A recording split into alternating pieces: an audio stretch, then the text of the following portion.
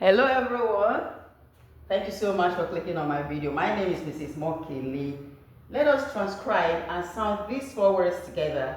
These words are actually synonymous in meaning. Okay? I'm opening up the slashes now.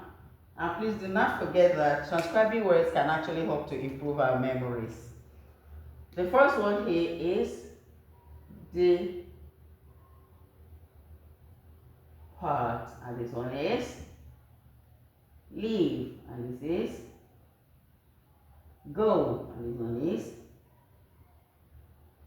go up.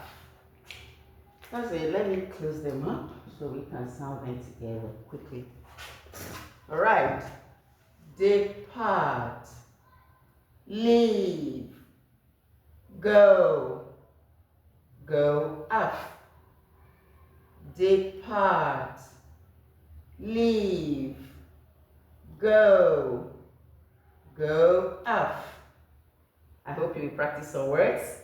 Depart, leave, go, go up. Thank you so much for clicking and watching my video. The Lord bless you. I'll see you in my next video. Bye.